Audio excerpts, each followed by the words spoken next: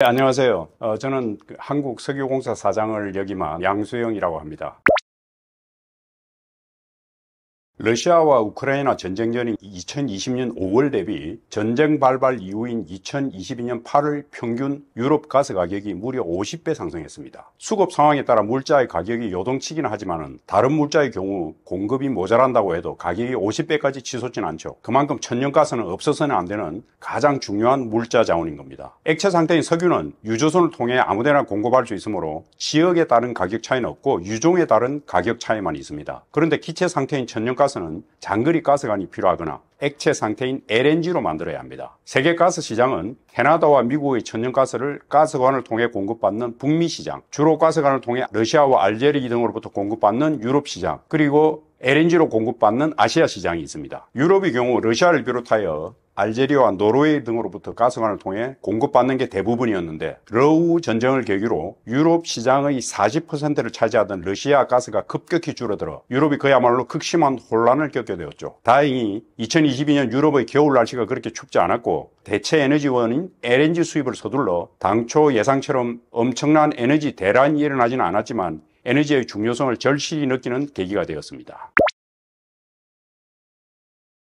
미국이 석유와 함께 천연가스도 세계 최대 생산국이 되었습니다. 또한 천연가스를 액화하여 수출하기 시작하여 미국이 카타르를 제치고 2023년 LNG 세계 최대 수출국으로 등극했습니다. 셰일 혁명이 일어나기 이전에 미국의 가스 소비가 계속 늘어나서 LNG를 수입하기로 하고 텍사스의 프리포트라는 항구에 LNG 인수기지 건설을 추진 중이었습니다. 그런데 셰일가스 생산이 늘어나고 수출까지 할 수 있게 되어 당초 LNG 수입 터미널로 활용하려 했던 부지를 LNG 수출 터미널로 바꾸는 상황까지 벌어졌습니다. 미국 셰일가스 만드는 LNG가 유럽으로 대폭 수출되고 아시아 시장까지 진출하게 되었습니다. 아시아 시장으로 오려면 파나마 운하를 거쳐 태평양을 건너와야 하므로 수송비가 많이 들지만 그동안 아시아 시장의 LNG 가격이 워낙 높아 중동이나 호주에 오는 LNG 가격에 비해 미국산 LNG 가격이 그리 많이 높지는 않습니다. 그리고 LNG 계약이 대부분 장기 공급 계약인데 미국산 LNG는 장기 공급 계약도 있지만 계약 후 바로 공급하는 스팟 거래가 있어 계약의 유연성이 있습니다. 여전히 LNG 시장은 장기 공급 계약이 많지만 앞으로 LNG 공급이 대폭 늘어나면 LNG도 석유와 같이 스팟 거래가 활성화되리라 예상됩니다. 지금 알래스카 LNG가 요즘 화제가 되고 있죠.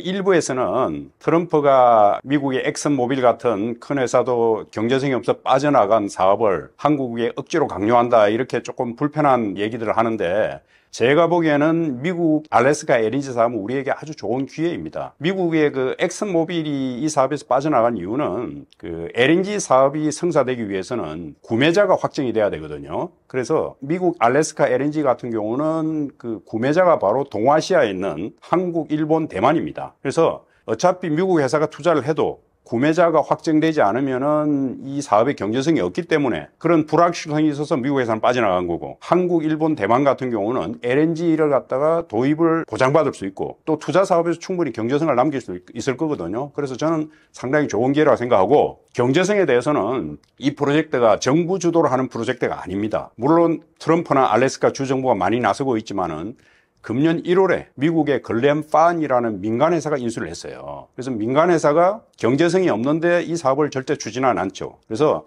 물론 타당성 조사하고 당분간 시간은 좀 들겠지만은 투자하기로 결정한 즉 FID, Final Invest Decision이 내려지면은 그때부터 본격적인 투자가 시작되거든요. 그래서 우리가 경제성이 없어서 투자 쓸데없이 돈을 날릴 때 이런 걱정을 안 해도 되고 FID 이전에는 타당성 조사 비용 정도로 어느 정도만 들어가고 본격적인 투자가 들어갈 시점에는 경제성이 확보될 때 본격적인 투자가 들어갑니다. 그래서 우리 한국 기업들 입장에서 걱정하지 않고 가능하면 적극적으로 참여할 수 있도록 하고 단지 투자비가 워낙 많이 들기 때문에 기업이 단독으로 들어가는 게 힘들고 한국에 컨소시엄 만들고 또 필요하다면 일본이나 대만과 같이 공동으로 참여하는 방안도 모색해 볼 필요가 있겠습니다. 러시아 우크라이나 전쟁으로 인한 가스 대란 이후 그동안 주로 가스관을 통해 천연가스를 공급받던 유럽이 LNG 수입을 대폭 열었습니다. LNG 인수기지를 여러 군데 건설하고 카타르와 미국산 LNG 도입을 적극 추진했습니다. 독일이 탈원전뿐만 아니라 탈석탄을 선언했지만 천연가스 부족으로 인하는 전력 수요를 충당하기 위해 탄소 배출의 주범인 석탄 수요가 급증하기도 했습니다. 유럽의 탈원전 흐름이 있었지만 에너지 사태 후 2022년 7월 유럽 의회가 EU 분류표, 즉 EU 텍소노미에 원전을 녹색 투자에 포함하기로 했습니다. 또한 유럽이 에너지 소비 절약과 효율화를 많이 하고 있었는데 가스 대란 이후 에너지 절약과 효율화를 더욱 강도 높게 추진하고 있습니다. 유럽이 그동안 탄소 감축을 좀 주도적으로 하고 그 탈석탄, 탈원전 흐름이 좀 강했거든요. 그런데 우크라이나 전쟁으로 인해서 분위기가 많이 바뀌었습니다. 천연가스가 얼마나 중요한지를 좀 깨닫게 되고, 그 다음에 그 원전 없이는 탄소 감축이 좀 무리겠다, 이런 판단을 한 거죠. 그래서 지금 대체적인 분위기는 원전으로 회귀하려는 분위기가 많이 있고요. 여전히 유럽은 또 세계 어느 나라들보다 재생에너지를 많이 하고 있습니다. 그렇지만 재생에너지만으로는 탄소 감축 문제를 해결할 수 없겠다, 그런 인식이 유럽에 많이 깔리게 된 거죠. 천연가스는 석유와 달리 기체 상태라 인근에 수요처가 없으면 장거리 가스관을 깔아야 했기에 1970년대 이전에는 천연가스 공급이 상당히 제한적이었습니다. 그런데 천연가스를 영하 162도로 낮춰 액화하는 LNG 기술이 개발되고 LNG를 대량 수송하는 LNG 선박이 개발되면서 2000년대 들어 LNG 소비가 급증하기 시작했습니다. 천연가스도 이산화탄소를 배출하지만 석유에 비해 20~30% 적게 배출하는 비교적 공해 물질이 적은 에너지입니다. 또한 열량으로 비교할 때 천연가스 가격도 석유 가격에 비해 30% 저렴합니다. 그래서 자동차나 항공기의 수송연료 등과 같이 천연가스로 대체할 수 없는 것은 할 수 없지만 가스로 대체할 수 있는 난방이나 산업용 연료, 발전 등에서는 가스 사용이 계속 늘어나고 있습니다.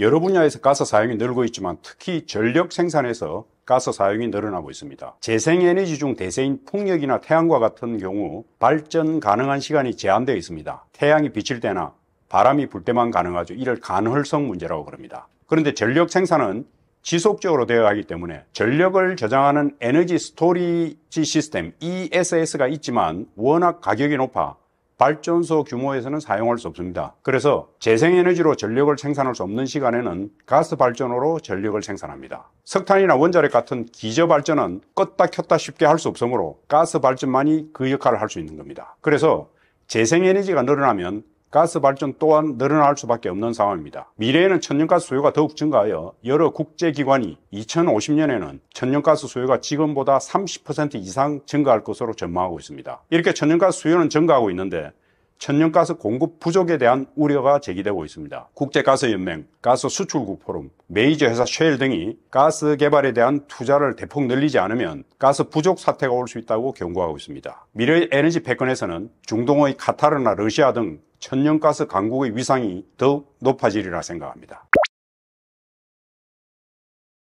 우리가 자연에서 얻어 에너지로 활용하는 것을 1차 에너지라고 하는데 1차 에너지에는 화석에너지인 석유, 천연가스, 석탄이 있으며 화석에너지가 아닌 것으로 재생에너지와 원자력이 있습니다. 1차 에너지의 무려 81%를 차지하는 화석에너지는 이산화탄소를 배출하므로 최대한 줄여야 합니다. 그러므로 탄소 감축을 위해 저탄소 에너지인 재생에너지와 원자력을 늘려야 합니다. 재생에너지는 우리나라와 같이 자원이 없는 국가에서는 모두 수입해야 하는데 재생에너지와 원자력은 자체에서 생산할 수 있는, 즉 에너지 자립도를 높일 수 있는 에너지입니다. 따라서 탄소 감축과 에너지 자립도 향상을 위해서는 둘 다 최대한 늘려야 합니다. 그런데 재생에너지와 원자력은 전기만을 생산하는 에너지입니다. 인류가 사용하는 최종 에너지 중 전기 형태로 사용하는 것은 20%에 불과합니다. 수송연료, 도시가스, 석탄, 석유화학 원료 등 전기 외 에너지가 80%에 달합니다. 재생에너지와 원자력으로 에너지 문제를 해결하겠다 하는데 이는 에너지 상황을 제대로 이해하지 못한 착각에 불과합니다. 전기를 만드는 에너지원으로서 재생에너지와 원자력을 최대한 늘려야겠지만 인류가 필요로 하는 전기 외의 나머지 80% 에너지를 공급하기 위해서는 화석에너지가 꼭 필요하다는 겁니다. 1차 에너지에서 각각의 에너지원이 차지하는 비율을 에너지 믹스라고 하며 전기 생산에서 각각의 에너지원이 차지하는 비율을 전기 믹스라고 합니다. 독일의 재생에너지 비율이 현재 50%이고 2030년에 80%까지 늘리겠다고 하니 독일이 앞으로는 화석에너지를 쓰지 않을 수도 있겠다고 착각하는데 이것은 전력 생산에서의 비율이 80%라는 것이고 독일이 필요로 하는 1차 에너지에서 재생에너지의 비율은 2030년에 여전히 40%에 불과하고 화석에너지가 70~70%를 차지하는 겁니다. 그래서 전기 믹스와 에너지 믹스 차이점, 그것을 분명히 좀 이해할 필요가 있습니다.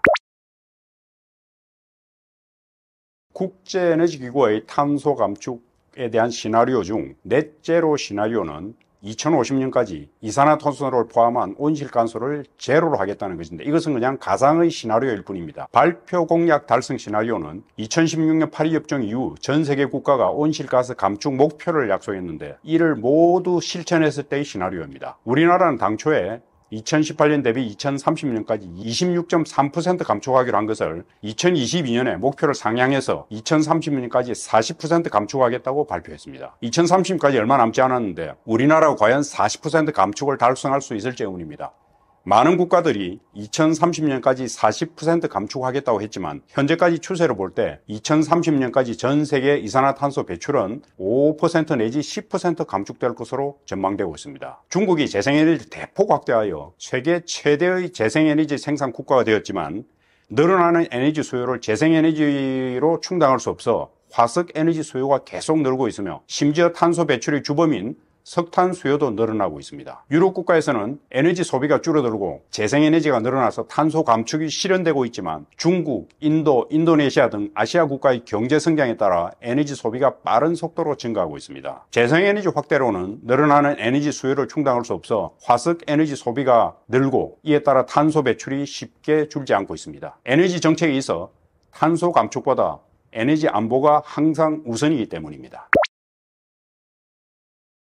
재생에너지는 지리적, 기후적 조건이 양호한 국가에서는 저렴하게 생산할 수 있지만, 우리나라와 같이 여건이 좋지 않은 국가에서는 국가의 지원이 있어야만 경제성을 가질 수 있습니다. 우리나라도 재생에너지 하기에 여건이 나쁘지 않다고 항변하는 분들이 있습니다. 지난 수년간 재생에너지를 대폭 확대하려고 애썼지만 결국 경제성 문제로 기업들이 나서지는 않고 지자체 주도하에 소규모 사업만 계속 늘어난 거죠. 기업 입장에서는 정부가 재생에너지 지원 정책을 지속하리라는 믿음이 없기 때문에 투자를 할 수 없었던 것입니다.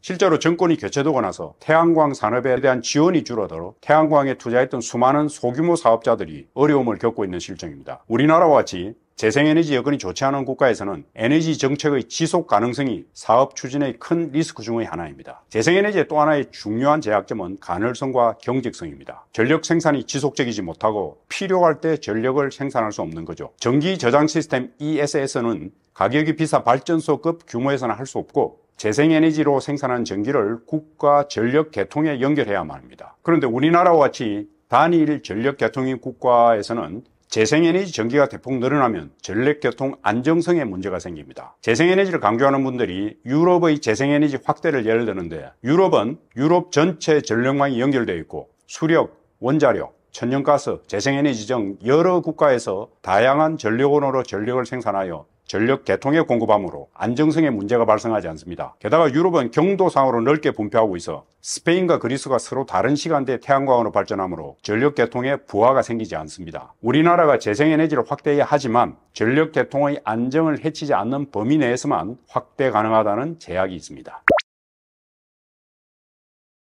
수소의 종류로는 전기 분해로 생산하는 수소가 있는데, 재생에너지 전기로 분해하면 그린 수소, 원자력 전기로 분해하면 핑크 수소라고 합니다. 천연가스에서 수소를 추출해내기도 하는데, 분해 과정에서 이산화탄소가 많이 발생합니다. 이산화탄소를 지층에 넣어 제거한 수소를 블루 수소라고 하고, 제거하지 않은 수소를 그레이 수소라고 합니다. 석탄에서 분해한 수소를 브라운 수소라고 합니다. 그리고 석유화학 공정에서 부수적으로 생산한 수소를 부생수소라고 합니다. 전 세계에서 수소가 연간 9,400만 톤 생산되는데, 이 중 그레이 수소가 62%, 브라운 수소가 19%, 부생수소가 18% 생산되며 친환경 수소는 1%가 되지 않습니다. 블루 수소가 100만 톤, 그린 수소는 3,500만 톤에 불과합니다. 우리나라에서 수소가 친환경이라고 많이 선전하는데, 우리나라 수소 자동차에 쓰는 수소는 모두 공해 물질을 엄청나게 배출하면서 만든 비친환경 수소입니다. 수소라고 하면 추진력이 강한 에너지라고 생각하는데, 수소는 지나치게 연소가 잘 되어 직접 연료로 활용하기 어렵습니다. 수소 대부분이 전기를 생산하는 데 활용되며 이를 수소 연료전지라고 합니다. 수소 자동차는 바로 수소 전기 자동차인 겁니다. 수소의 제약성은 친환경 수소를 만들 수 있는 공급 국가가 제한되어 있다는 겁니다. 그린 수소는 재생에너지를 저렴하게 생산할 수 있는 국가에서만 경제적으로 생산 가능하고, 블루 수소는 수소 생산할 때 발생하는 이산화탄소를 지하 지층에 넣을 여건이 되는 산유국에서나 가능한 겁니다. 그리고 이렇게 만든 수소를 수송해야 되는데, 수소는 천연가스보다 낮은 영하 253도에서 액화됩니다. 수소 액화는 기술적으로는 가능하지만 수송의 비용이 많이 들고 대량으로 액화 수소를 수송할 수 있는 수송선이 아직 상용화되지 않고 있습니다. 그래서 수소를 질소와 섞어서 암모니아로 만들어 수송하고 있습니다. 그런데 수요처에서 암모니아에서 다시 수소로 분리해야 되는데 이 공정이 쉽지 않고 워낙 비용이 많이 들어 아직은 암모니아에서 수소 추출하는 것은 상용화되지 않고 있습니다. 그래서 수소를 이용해 만드는 암모니아, 즉 블루 암모니아라고 하는데 이를 석탄과 혼합하여 석탄 발전의 연료로 활용하기도 합니다. 이런 제약에도 불구하고 수소 사용이 늘어난 이유는 수소가 전기와 달리 저장과 수송이 가능하기 때문입니다. 재생에너지로 아무리 전기를 많이 생산해도 송전선 없이는 송출이 불가능하며 특히 바다 건너 멀리 있는 국가로 보낼 수가 없습니다. 그래서 호주와 같이 그린 수소와 블루 수소로 수소를 많이 생산할 수 있는 국가가 한국, 일본 등을 대상으로 수소 밸류체인 구성에 매우 적극적으로 나서고 있습니다. 수소가 기술적 한계를 극복하고 앞으로 어느 정도 확대되겠지만 미래의 주 에너지 역할을 할 수는 없습니다. 친환경 에너지에 대해 매우 적극적인 국제에너지기구조차도 2050년 에너지 소비에서 수소가 차지하는 비율이 1% 미만으로 보고 있습니다. 최근에 지하에 인류가 수백 년 쓸 수 있는 자연수소 또는 백색수소가 있다고 하는데 현실성이 떨어집니다. 국제에너지기구의 2023년 수소 보고서에 의하면 자연수소는 불확실성이 크며 경제적으로 개발하기 어렵게 산발적으로 매장되어 있을 거라고 합니다. 에너지자원 개발이 주 업무이고 지하지층에 대해서 가장 많이 알고 있는 석유회사들이 자연수소에 대해서 거의 관심을 갖지 않는 것은 바로 자연수소 개발 가능성이 희박하기 때문입니다. 늘어나는 이산화탄소를 인위적으로 처리하는 수단이 CCU에서 카본 캡처 유틸라이제이션 앤더 스토리, 즉 탄소 포집 활용 저장이며 그 중에서 탄소를 포집하여 지하지층에 저장하는 CC에서 카본 캡처 앤더 스토리지가 추진되고 있습니다. 기술적으로는 가능하기는 하나 실제로 지층에 주입하는 과정에서 제대로 되지 않아 사업이 난항을 겪는 경우가 발생하기도 합니다. 호주 해상에 있는 고곤 가스전에서 나오는 이산화탄소를 처리하고자 4조 원을 들여 400m 지층에 연간 400만 톤을 넣으려고 했는데 목표량의 절반밖에 들어가지 않아 엄청난 손실을 보고 있습니다. 더구나 해상에 있는 지층에 CCS를 통해 이산화탄소를 주입할 경우 해상에 거대한 시설을 설치해야 됩니다. 불확실성이 높은 시설을 위해 해상에 투자비가 많이 드는 해상 구조물을 설치하는 것은 대단히 위험 부담이 높은 것입니다. 우리나라에서도 CCS를 하겠다고 정부 다부처 사업으로 추진하고 있는데 실효성을 냉정히 따져보고 불필요한 국가 예산이 낭비되지 않도록 각별히 유의해야 할 것입니다. 2023년 기준으로 전 세계 이산화탄소 배출량은 378억 톤인데 현재 CCS로 순수하게 지층에 주입하는 이산화탄소는 1000만 톤으로 0.03%에 불과합니다. 2050년까지 1억 톤 정도를 처리할 것으로 예상되는데 이를 달성한다고 해도 전체 배출량의 0.3%에 불과합니다. CCS를 통해 온실가스 문제를 해결하겠다 하는 것은 구호에 그칠 뿐 실효성이 대단히 낮다는 것을 알아야 합니다. 유럽이나 일본은 이미 에너지 소비가 줄고 있는데 에너지 의존도가 높은 우리나라는 개발도상국과 같은 에너지 소비 형태를 보려 에너지 소비와 전력 소비가 계속 늘고 있습니다. 게다가 반도체 산업, AI 등을 육성하고 있어 앞으로도 전력 수요는 계속 늘어날 것입니다. 우리나라는 원유를 도입하여 석유 제품과 석유 화학 제품을 만들어 수출하므로 원유 소비를 줄이기도 쉽지 않습니다. 우리나라 산업 구조가 탄소 감축을 하기에 아주 불리한 여건입니다. 지금 이제 트럼프가 탄소 감축을 좀 무시하고 화석 에너지를 많이 개발하겠다고 하지만 아마 일시적으로는 조금 탄소 감축의 움직임이 조금 꺾일 수는 있습니다. 그렇지만 전 세계적으로 그 지구 온난화에 대한 위험, 이 걱정 때문에 탄소 감축을 하고자 하는 큰 흐름을 바꾸기는 힘들 겁니다. 그래서 우리나라가 이 재생에너지와 관련되는 태양광, 풍력 이런 산업에 좀 더 적극적으로 진출해야 합니다. 그리고 지금은 태양광과 풍력이 중국이 거의 세계 시장을 장악하다시피 하고 있습니다. 그런데 미국이 지금 중국을 많이 견제하고 있기 때문에 우리나라로서는 오히려 좋은 기회가 될 수 있습니다. 특히 그 풍력 쪽에 있어서 특히 해상 풍력 쪽에 연안에는 요즘 이제 풍력이 하기가 좀 쉽지 않아서 해상으로 많이 나가고 있습니다. 그래서 해상 풍력 중에서도 특히 먼 바다에 띄우는 부유식 해상 풍력이 요즘 대세가 되고 있습니다. 우리나라는 조선 사업이나 해양 플랜트 산업이 굉장히 발달해 있죠. 그래서 우리나라 이 해양 플랜트 산업이 부유식 해상 풍력 산업에 적극적으로 진출한다면 이 분야는 이제 막 시작하는 분야이기 때문에 앞으로 세계 시장을 선도적으로 이끌어 나갈 수 있을 것입니다.